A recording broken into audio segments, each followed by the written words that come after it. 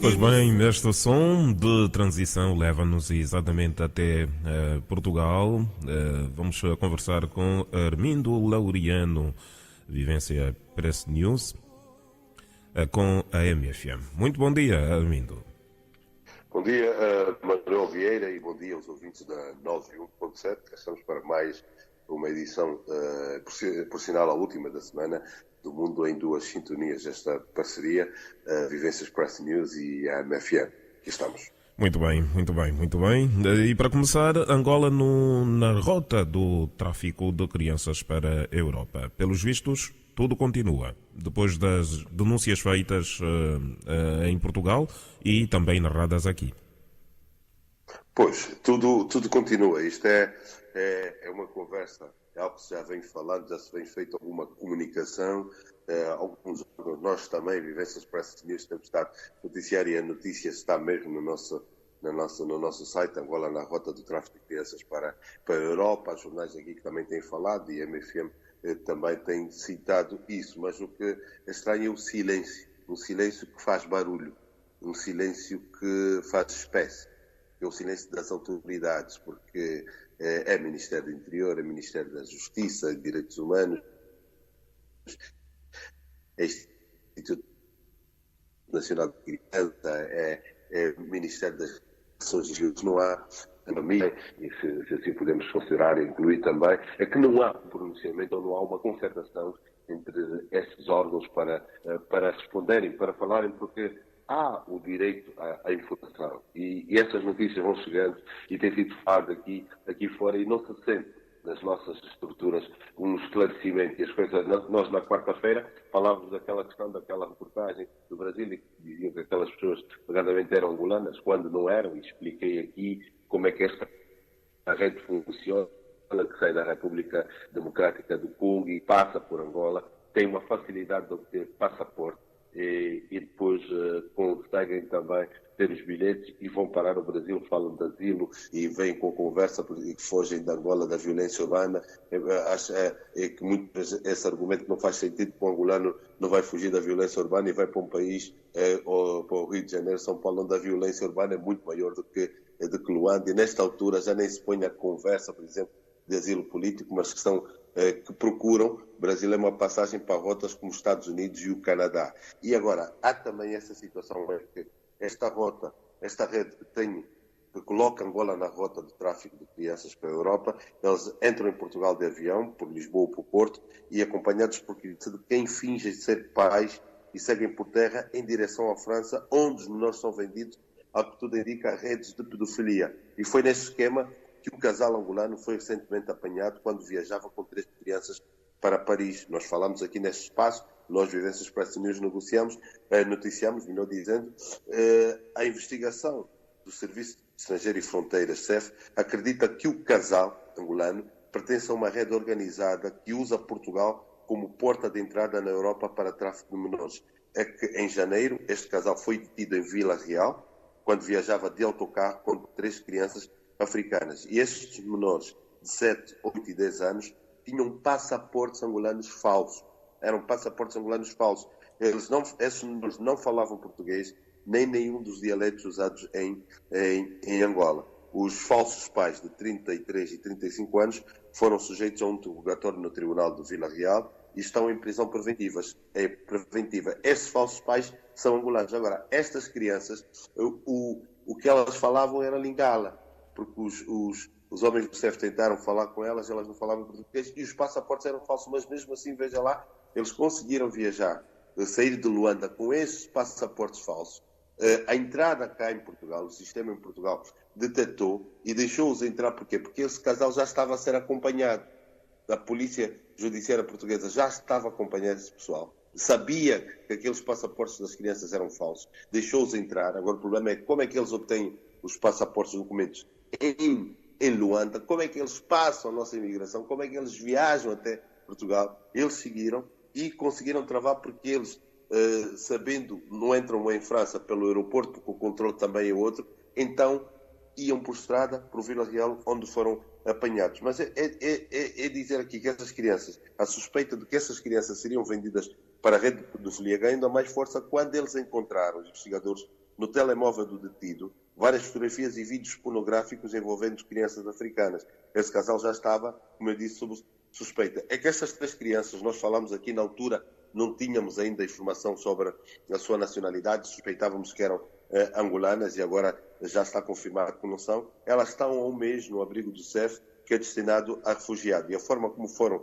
vacinadas, veja lá como é que essas autoridades andam atentas, é que a forma como essas crianças foram vacinadas junto ao cotovelo e não na parte superior do braço, como se vacina em Portugal e Angola, levou também as autoridades a suspeitarem de que não eram do nosso país e que eram de nacionalidade congolesa, e além dos dialetos. Então, tudo isso só para dizer que esse casal não tem estado a falar, está em prisão preventiva. Eles dizem aqui na notícia que a Embaixada de Angola em Portugal, através do seu consulado no Porto, já tem acompanhado o caso de perto e também já ajudaram no sentido de perceber se as crianças eram ou não naturais de Angola. Foi Mas o pronunciamento oficial... Pronunciamento oficial não há ainda. Não houve pronunciamento. As autoridades policiais portuguesas é que revelaram isto à comunicação social. Quando funcionários disseram que eles fizeram logo o contacto, porque, aliás, essa notícia, nós passamos a notícia, houve um silêncio, mas eles tomaram conhecimento e agiram e foram lá para tentar perceber se as crianças eram mesmo ou não angolanas, e depois confirmaram que aquele dialeto não era e fizeram. E também houve, se conseguiu detectar que os passaportes eram falsos. É que essas crianças foram para um outro centro de acolhimento temporário de crianças. No entanto, a falta de passaporte ou de qualquer outro documento de identificação impediu que elas continuassem nesse centro infantil. E há um mês que a menina e os 2 meninos são obrigados a viver no abrigo do CEF para refugiados. E a situação delas vai mudar em breve porque o Estado português vai lhes conceder a nacionalidade portuguesa. Mas isso revela como é que o nosso país acaba por fazer parte de uma rede que está na rota do tráfico de crianças para a Europa. Saem de países como a RDC, param em Angola, porque onde a rede consegue se organizar a nível dos documentos e preparar então a entrada para o continente europeu. Manuel Vieira, nós no ano passado, no dia 22 de junho, falávamos também de um outro caso que tinha acontecido no dia 12 de junho, que era que noticiava 11 angolanos que tinham sido detidos na Alemanha após viajarem ilegalmente da Namíbia. Exato, e foi o jornal namibiano New Era que falou da detenção de 11 angolanos que estavam a viajar a partir de Vinduque. Um grupo que se incluía mulheres e crianças foi apanhado a viajar ilegalmente. Eles fizeram um contacto com a Namíbia e conseguiram então perceber, junto da polícia namibiana, que havia uma rede já a partir também da Namíbia que tinha facilidade, que envolviam angolanos e que tinham facilitado. Quer dizer, há várias formas que estas redes tentam entrar por Lisboa ou fazem uma paragem, um trânsito na Namíbia e entrar. Então é essa situação que não é boa notícia, tem estado a falar, e a Vivência Expressa e a MFM tem de haver um pronunciamento para perceber isso. Portugal tem estado a fazer um trabalho no sentido de estancar isso. Falávamos da situação no ano passado, quando eles começaram a reforçar aqui no aeroporto Humberto Delgado, a nível dos aviões, porque foram alertando também as autoridades dessas situações. Viam pessoas de voos de Luanda e que quando chegassem aqui a Portugal não tinham documentos. Eles destruíam durante o voo casa de banho e chegavam aqui e pediam asilo. Diziam, não, queremos asilo, estamos a fugir, estamos a ser perseguidos. Eles estavam nisso e uma vez estando cá, tinham de ser colocados num centro de acolhimento, ficavam ali um tempo até a situação e depois, quando tivessem o mínimo de liberdade, então andavam por outros países, iam parar até França, Luxemburgo, Bélgica e outros sítios, ou até Holanda, como eles querem fazer. São redes bem organizadas e aqui fica o alerta. Angola está aqui a ser noticiada como estando na rota de tráfico de crianças para a Europa. Isto é preocupante e não sabemos também se essas notícias que falam do Brasil, essa rede também pode estar a utilizar outras rotas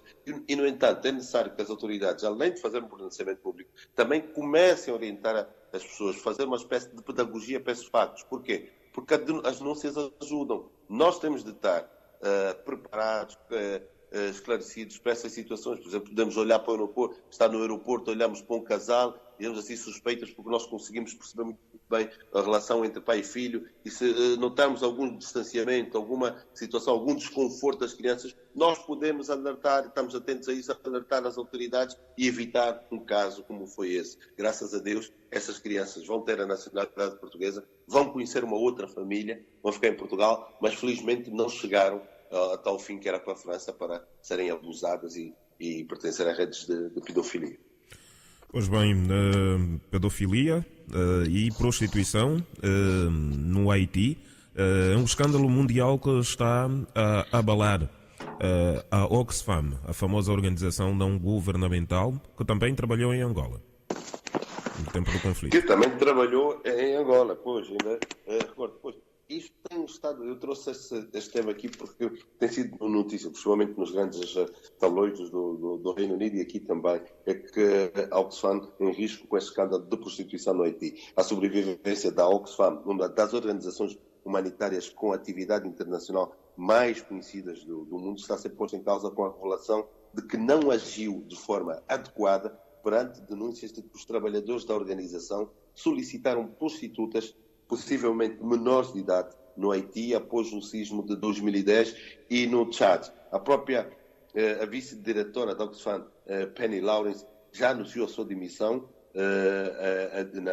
na segunda-feira. Nesta segunda-feira anunciou a sua demissão, dizendo sentir vergonha por ter deixado que isto acontecesse enquanto ela era diretora para os programas internacionais da organização. É claro que agora essas alegações que envolvem o uso de prostitutas que se relacionam com o comportamento do diretor no país e membros da sua equipa no Chad foram mencionados antes mesmo deste indivíduo ter sido transferido para o Haiti.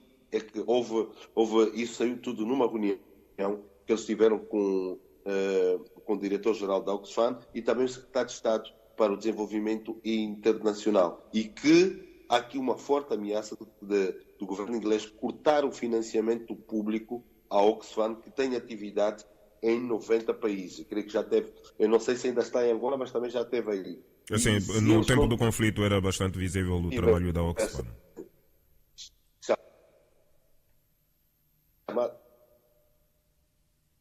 Pois, era visível. E o governo, eles chamam aqui liderança moral, né? Eles cortariam toda a ajuda financeira que no ano passado total 32 milhões de libras, cerca de 36 milhões de euros, que é 100% do orçamento da Oxfam. Ou seja, o governo deu 32 milhões de libras para o ano passado para a Oxfam, que corresponde a 8% do seu orçamento, porque o restante é de doações de milionários, de famílias que dão, só para perceber o orçamento que eles têm em mão e quando se vê isso, esses escândalos todos que eles acabam envolvidos. É que o problema é que o indivíduo que está associado a esses escândalos já tinha sido denunciado numa situação semelhante na Libéria, quando trabalhava numa outra empresa, na Merlin. Mas mesmo assim chegou a ser diretor da Oxfam no Tchad e no Haiti. E depois saiu da Oxfam e foi para uma organização francesa, a Action Against Hunger, no Bangladesh. E continuou a exercer. Quer dizer, ele saiu nessa altura. A Oxfam tinha conhecimento e até aprovou, nesta altura, um código de conduta mais explícito, mas não terá alertado outras organizações sobre o padrão de comportamento deste antigo funcionário. E daí então que ele, depois de ter feito isso na Libéria, no Tchad, continuou a fazer no Haiti esse escândalo, que ele e mais 3 funcionários organizavam orgias com mulheres nas residências pagas pela organização e transportavam, melhor dizendo, essas raparigas em carros da empresa. Este diretor é de nacionalidade belga, é belga, e eles faziam tudo isso. Então, há uns que está aqui a despletar e já mesmo o próprio partido, por elementos mais radicais do Partido Conservador, aproveitaram o caso para impor a ideia de que o financiamento público à ajuda humanitária britânica deve ser reduzido. É que o Reino Unido é um dos únicos 6 países que atingem o objetivo expresso pelas Nações Unidas de gastar 0,7% do seu rendimento nacional bruto, que é a riqueza produzida por quem vive de facto, no país, em ajuda humanitária, que representa qualquer coisa como 13 milhões de libras anuais, 14,6 milhões de euros por aí. Esta é uma política que foi seguida desde o governo de David Cameron e eles têm estado a seguir aí. Então é uma situação que tem sido levantada, um escândalo que já vem, esse caso vem de 2011, mas a Oxfam sabia disso e silenciou, não falou. Agora tornou-se público e está aqui a desmontar tudo. Uma das grandes organizações, se não mesmo é considerada a maior ONG na Inglaterra, com o risco então de acabar, ficar em maus lençóis por causa dessa situação. Vamos falar agora de religião, das relações diplomáticas entre o Vaticano e a China estão envolvidas em polémica. Em polémica. É que a China e o Vaticano podem voltar a ter relações diplomáticas 70 anos depois. Mas agora a questão que se coloca, a que preço? Qual é o custo disso? É que as negociações para retomar de relações diplomáticas entre o Vaticano e a República Popular da China ameaçam dividir a própria Igreja Católica. É que esse retomar de relações diplomáticas só será concretizado se a Igreja e ao regime comunista chinês fecharem um acordo sobre a nomeação de bispos chineses, visto que até a data o desacordo em torno desta matéria faz com que haja duas igrejas distintas na China, que é a católica, que propriamente funciona na clandestinidade, e a autoproclamada Igreja Patriótica de Manuel Vieira. Sim, estamos a ouvir. Alô? Sim, estamos a ouvir. Estás a ouvir? Pois. Sim. Pois, é que há duas igrejas distintas na China, que é a Igreja Católica, que propriamente atua na clandestinidade, e a autoproclamada Igreja Patriótica, cujos bispos são escolhidos pelo Partido Comunista Chinês. Nas últimas semanas, os católicos chineses têm vindo a olhar com alguma apreensão para a possibilidade da nomeação dos bispos na China passar com o mencionado acordo a ser uma responsabilidade partilhada entre Roma e Pequim. E se os bispos nomeados pelo regime chinês forem reconhecidos pelo Vaticano, então será aberto um precedente que vai desproteger aqueles bispos que durante décadas foram forçados a viver na clandestinidade. Então, esta troca de galhardetes e está a dividir está a dividir setores no Vaticano, em Roma e também em Pequim, é que um grupo de católicos chineses enviou mesmo uma carta aberta ao Vaticano, manifestando a sua preocupação com a concretização desse tipo de entendimento. E eles nesta carta até diziam, entre aspas, que o Vaticano queria comprar bispos, mais ou menos nesses termos. Queria comprar bispos, ou a que preço que o Vaticano iria se submeter à vontade chinesa, é que eles reconhecem 7 bispos ilícitos, isso é, bispos nomeados pelo Partido Comunista Chinês. São bispos nomeados. É que eles entendem que o Vaticano, depois de não ter, há 70 anos que não tem relações diplomáticas com a China, vai acabar por se submeter à vontade da China. Por isso é que eles pedem que estes acordos entre o Vaticano e a China sejam fundados na liberdade religiosa e na procura do fim da perseguição religiosa. Então, é que isto, entendo que não está a acontecer. É que no Congresso mesmo do Partido Comunista Chinês, em outubro do ano passado, Xi Jinping, presidente chinês e atual secretário-geral do partido, reafirmou a necessidade, olhe lá, da religião ter uma orientação do regime. Então, e na China comunista, nós percebemos, eles atuam na clandestinidade, a Igreja Católica é perseguida, principalmente os seus bispos e padres, muitos com isso, estão detidos ou impedidos de exercerem o seu ministério. Então, há aqui a tentar perceber como é que será feita esta negociação, porque essa igreja, que eles chamam clandestina, a católica, não gosta de quaisquer direitos, os bispos e os padres só podem exercer o seu sagrado mistério de forma oculta, com perigo da sua própria vida. O próprio Bento XVI tentou que as nomeações dos bispos católicos na China fossem feitas por acordo entre a Santa Sé e as autoridades chinesas, por forma a pôr termo à existência de duas hierarquias paralelas. Está a ver? Mas, entretanto, isto não tem funcionado. Então, é esta a grande questão. China e o Vaticano poderão voltar a ter relações diplomáticas 70 anos depois, mas a que preço? Como é que isso será feito? Pois bem, avancemos. Nas últimas semanas houve informações de Benjamin Netanyahu. Mais uma vez, pelas piores causas, ele é acusado de corrupção. A própria polícia apresentou uma queixa contra o primeiro-ministro israelita. Como é que se pode entender uma figura tão influente no Médio Oriente, envolvida mais uma vez neste escândalo? Israel, Netanyahu, um mágico com mais um truque na manga. Será que ele sai Com mais desta? um truque na manga. Atenção que Israel já condenou também um presidente. O primeiro-ministro em Israel é o chefe do governo, mas ele tem um presidente e já foi condenado por um escândalo de corrupção. O antecessor de Benjamin Netanyahu, Ehud Olmert, também esteve envolvido num escândalo e a justiça ali sabe funcionar. É que Benjamin Netanyahu tenta desacreditar as investigações que os seus aliados descrevem como um golpe e promete não desistir. É que ele está prestes a tornar-se no político com mais tempo no poder em Israel, batendo mesmo o fundador do Estado, David Ben-Gurion. Ele reagiu a essas recomendações da polícia e tenta desacreditar essas investigações. Ele diz que é uma conspiração. Fala na teoria da